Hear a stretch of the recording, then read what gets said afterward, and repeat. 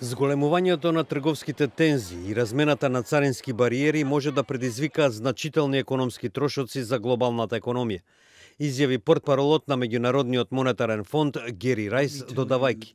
Should the escalation go further, as you suggested, the economic costs for both countries and around the world will quickly add up. Меѓународниот фонд се уште го проценува влијанието на врските што се наметнати досега. Но, како што додаде Рајс, многу економии и потрошувачи широм светот ке страдат од трговските бариери.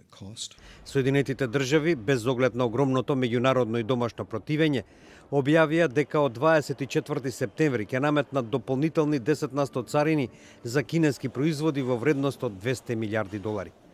Кина пак најави одмазда со царини за американски стоки од $110 милиарди. Сето ова ги ескалира трговските тензии меѓу двете економии и доведе до несигурност во светот. Стюарт Бек, председател и извршен директор на Азиско-пацифичката фондација во Канада, вели дека едностраните протекционистички мерки ги збунуваат бизнисмените. I think there are a lot of things to worry about right now. There's lots of uncertainty in the world, and I think for people who are doing business, uncertainty is the biggest challenge. Според Бек, Соединетите држави, а не Кина, треба да бидат позагрижени од сегашните трговски тензии.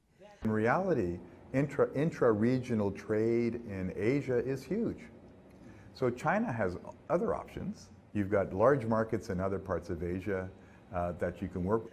Кина во моментов, како што соопшти официјален Пекинг, работи на мерки за да им помогне на кинеските и странските предпријатија во Кина да се справат со царинските предизвици.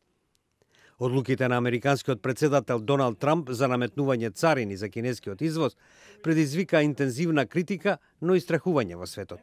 Економистите се загрижени дека и земјите во Европската Унија исто така ќе бидат жртви на најновото ограничување на Соединетите држави во прекуграничната трговија.